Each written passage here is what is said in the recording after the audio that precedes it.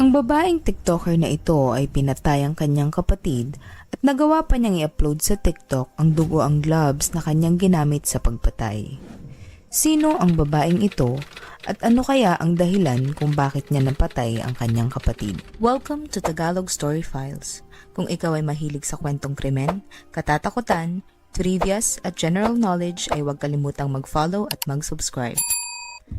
Ang nabanggit na TikToker ay si Claire Miller. Sino nga ba si Claire Miller? Noong 2007, si Claire Miller ay pinanganak. Siya ay lumaki sa pangangalaga ng kanyang mga magulang na sina Mark at Marie.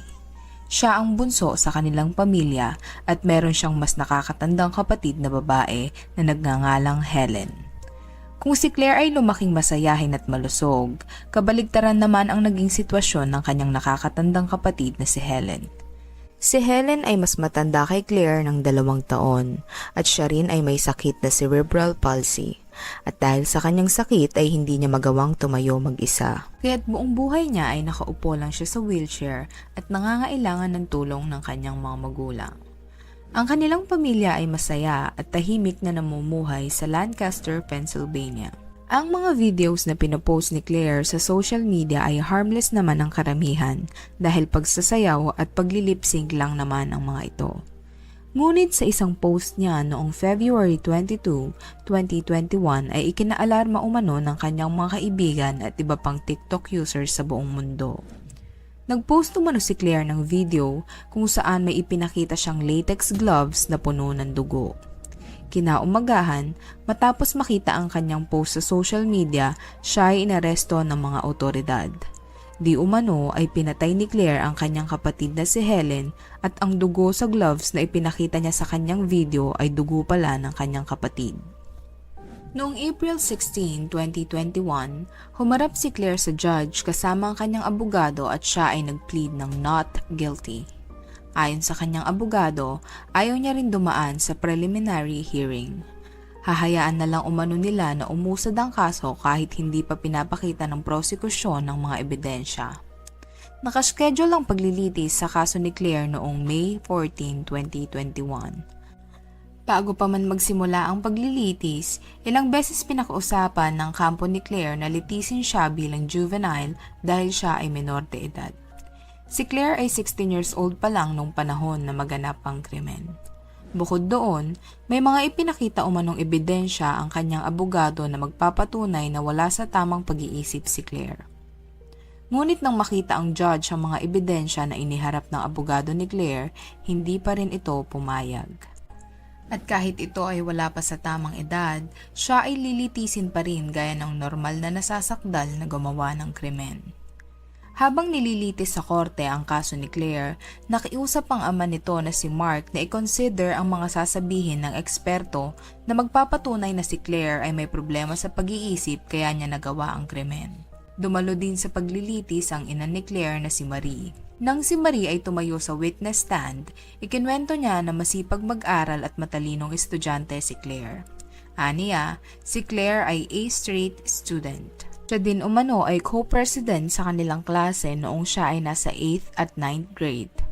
Dagdag pa nito, noong taong 2020, ito ay nanalo ng scholarship dahil sa kanyang angkin na talino at kabutihan ay pinapakita sa mga kapwa niya estudyante. Ito rin umano ay responsable sa kanilang paaralan. Base sa kanyang ina, saksi sila kung gaano kamahal ni Claire ang panganay niyang kapatid na si Helen. Si Helen umano ay pumapasok sa isang special school sa Pennsylvania mula Lunes at umuwi ito tuwing Biyernes. Tuwing umuwi umano si Helen ay inaasikaso siya ni Claire. Lagi umanong pinaparamdam ni Claire sa kanyang kapatid na hindi ito kakaiba. Isinasuggest din umano ni Claire sa kanyang mga magulang na gusto nitong ilipat sa kanilang bahay ng permanente ang kanyang kapatid kapag siya ay nag-college na. Ngunit ang gusto ni Claire ay tinanggihan ng kanyang mga magulang. Ayon sa kanyang mga magulang, mas mapapabuti si Helen kung maaalagaan siya ng mga eksperto sa special child. Noong February 21 ng gabi, isang normal lang na gabi para sa kanilang pamilya. Matapos daw nilang kumain ng hapunan ay tulong-tulong nilang dinala si Helen sa kwarto nito. At sabay-sabay umano silang pinagdasal ang kalagayan nito bago sila pumunta sa kani-kanilang kwarto para matulog. Humarap din ang driver ng school bus sa judge upang magbigay ng pahayag. Ayon sa driver, may tendency si Claire na ipakita na kaya niyang gawin ang lahat ng bagay ng perpekto. Sinang-ayunan naman ito ng guidance counselor ng kanilang eskwelahan. Ayon sa guidance counselor, madalas niyang pagsabihan si Claire na huwag masyadong i-pressure ang sarili. Akala ng mag-asawang si Mark at Marie ay normal lang ang nararanasan ni Claire para sa mga teenagers. Hindi nila alam na may sakit na pala ito na naging rason para kitilin niya ang buhay ng kanya mismong kapatid. Habang nagpapatuloy ang paglilitis sa korte, nadiskubre ng publiko na si Claire ay biktima ng bullying sa kanilang eskwelahan. Nagsimula umano ang pambubuli sa kanya noong siya ay nasa 6th grade. Ngunit ang problemang ito ay hindi nakarating sa kanyang mga magulang kahit hindi nila ito nagawan ng aksyon. Nalaman na lang nila ito matapos mangyari ang krimen na hindi nila inaasahan. Ayon sa kanyang mga kaibigan, madalas umanong nilalait si Claire sa kanilang eskwelahan dahil sa kanyang pananamit at kanyang mga kilos. Bukod doon, sinabi din ng kanyang ama na noong si Claire ay nasa edad na 13 years old, ito umano ay nalilito sa kanyang identity. Nagsimula daw nitong tanungin ng kanyang mga magulang kung siya ba talaga ay babae dahil minsan pakiramdam daw nito na siya ay isang lalaki. Kaya't napagtanto nila na ang pressure, bullying at pagkalito sa gender niya ang maaring dahilan kung bakit lumala ang sakit ni Claire. Simula nang lumala ang sitwasyon ni Claire, nag-umpisa na niyang saktan ng kanyang sarili. Sa sobrang pag-aalala ng kanyang ina, kumonsulta ito sa kanilang family doctor. Pinayuhan siya ng doktor na kausapin ng guidance counselor sa eskwelahan ni Claire. Matapos iyon, dali-dali siyang pumunta sa eskwelahan ni Claire para kausapin ng guidance counselor. Ngunit ang sabi nito sa kanya ay bumubuti na daw si Claire at ito daw ang pinakamagandang progress sa lahat ng guidance counseling session na hinahawakan niya. Nasabi din nito na ang mga teenager ngayon ay overreacting sa mga bagay-bagay. Dahil sa sinasabi ng guidance counselor, napanatag ang kanyang ina. Kaya't imbes na lumapit ang mga ito sa mental health expert, naisip nilang mag-asawa na hindi na ito kailangan ni Claire. Akala ng mga magulang ni Claire ay magiging maayos na ang lahat. Ngunit noong nagkaroon ng pandemya ay naapektuhan ng sobra si Claire. Kasabay ng pagsasara ng napakaraming establishmento, nagsara din ang eskwelahan kung saan nakakatanggap ng guidance counseling si Claire. Dahil doon, lumala ang depression ni Claire. Halos hindi na umano ito lumalabas ng kanyang kwarto. Pero kahit hindi ito lumalabas ng kwarto, madalas pa rin itong mag-post sa kanyang social media. Napapansin umano nila na kapag hindi nito hawak ang kanyang cellphone ay tila may kakaiba sa kanya. Ayon sa kanyang ama, may isang gabi na naririnig niya si Claire na tila may kinakausap sa kanyang cellphone. Ngunit nagtaka sila dahil nakita umano ng kanyang ama ang kanyang cellphone na naiwan sa kusina. Kaya't napagtanto ng kanyang mga magulang na lumala na ang problema nito sa pag-iisip. Nakakaranas na umano ito ng visual at auditory hallucinations. Depensa naman ng magulang ni Claire kung bakit hindi nila agad napatignan sa eksperto ang kanilang anak ay dahil wala umanong mahanap noong panahon na iyon dahil sa pandemya. Kaya't ang kauna-unahang beses na napatignan nila ito sa eksperto ay noong naghahanda na sila para sa paglilitis. Para patotohanan naman ang pahayag ng magulang ni Claire sa korte ay humarap ang eksperto na tumingin dito. Ayon sa eksperto, sinabi umano ni Claire na merong lalaki at babaeng version ko bukod sa sarili ko. Ang version umano ng babae ay madalas sabihin sa kanya na mas mabuti pang wala na lang siya sa mundo. Lagi din umano siyang inihikayat nito na saktan ng kanyang sarili at inumin ang sarili niyang dugo. Ngunit habang naririnig niya umano ang boses ng babae, ay naririnig din niya ang boses ng lalaki na pinipigilan siyang gawin ang mga ito. Ayon kay Claire, bago niya patayin ang kanyang kapatid ay palakas ng palakas ang boses hanggang sa hindi niya na malabanan ang boses ng babae kaya't naniwala siya rito. Noong February 21 ng gabi, matapos nilang mailagay si Helen sa kwarto, ay walang tigil umano ang pagbulong sa kanya ng babae. Kaya't para mawala umano ang boses ng babae sa kanyang isip, ay kumuha siya ng kutsilyo sa kusina. Ayon sa psychiatrist ni Claire, noong madaling araw ay pumasok si Claire sa kwarto ni Helen sa pag-aakalang ang kanyang kapatid ang laging nagsasabi sa kanya at bumubulong kung gaano siya kasama at kawalang kwenta. Dahil doon, pinagsasaksak niya ang walang laban niyang kapatid sa ulo, leeg at dibdib. Dagdag din ng psychiatrist na natauhan lang umano si Claire sa lala ng kanyang ginawa noong tumalsik ang dugo ng kanyang kapatid sa mukha niya habang sinasaksak niya ito. Nang siya ay matauhan, nagulat siya at nagsisi sa kanyang ginawa kaya't agad niyang kinuha ang kanyang cellphone at tumawag sa 911. Agad-agad dumating ang mga responders ng madaling araw matapos tumawag si Claire. Nakita umano agad nila si Claire na nasa labas ng kanilang bahay.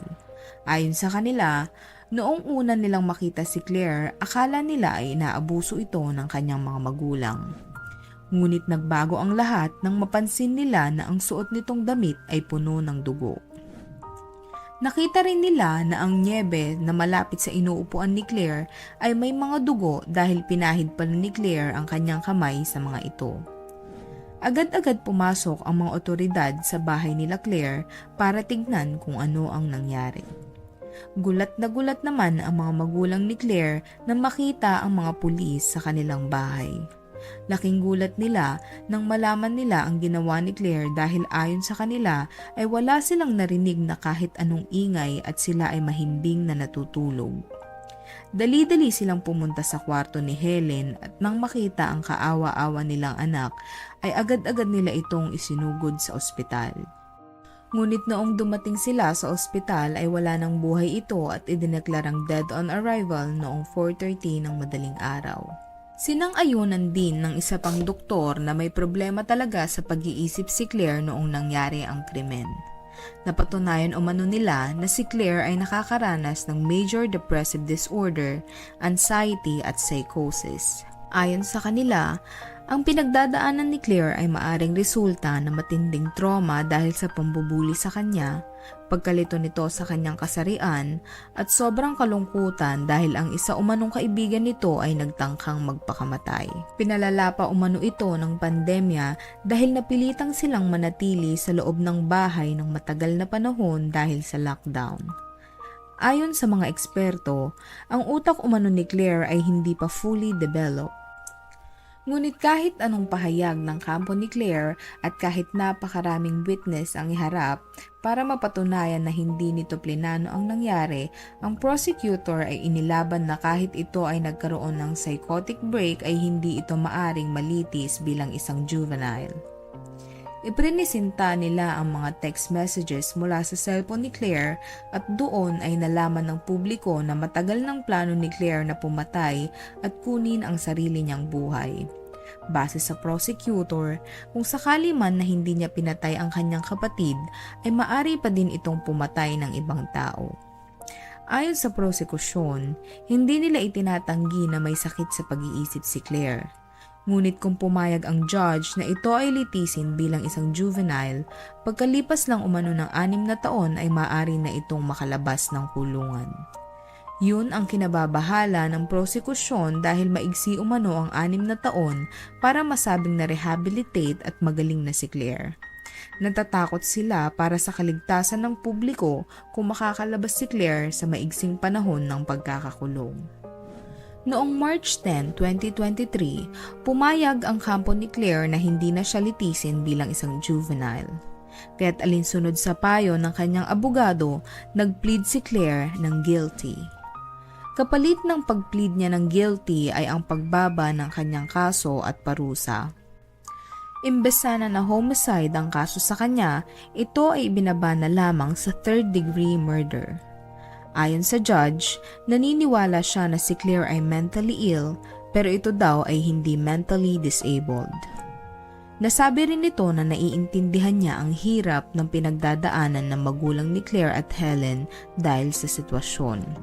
Ngunit kahit si Claire umano ay may sakit sa pag-iisip, ay kinakailangan pa rin nitong managot sa batas ng state ng Pennsylvania dahil sa krimen na kanyang ginawa. Si Claire ay nahatulan ng pagkakakulong na hindi bababa sa 12 taon hanggang sa 40 taon. Matapos kumalat ang krimen na nangyari, dumami ang followers ni Claire na umabot sa 22,000 dahil maari sigurong na-curious ang mga tao sa mga activities na ginagawa ni Claire sa kanyang social media account. Ang huling post niya naman kung saan makikita ang dugoang latex gloves ay umabot sa million ang views.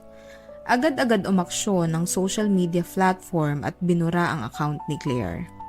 Base sa interview sa abogado ni Claire, maraming mahuhusay at matatalinong bata ang nakakaranas ng pressure, anxiety at depression. Kaya't pinayuhan ng abogado ang mga magulang, guro, kaibigan at mga mental health professionals na maging mapanuri sa mga ugali ng mga ito. Ayon sa kanya, kahit gaano pa man kaliit ang pagbabago sa ugali ng isang tao ay huwag itong ipagsawalang bahala dahil maari umanong senyalis na ito na may pinagdadaanan itong mabigat. Dahil kung pababayaan umano ang ganito ay maaring mauwi sa trahedya katulad ng nangyari kay Claire. Sa tingin mo, gawa lang ba ng sakit ni Claire ang nagawa niyang pagpatay sa kanyang kapatid o siya talaga ay isang mamamatay tao? At sa tingin mo ba, tama lang ba na siya ay hindi nilitis bilang isang juvenile? Comment down below.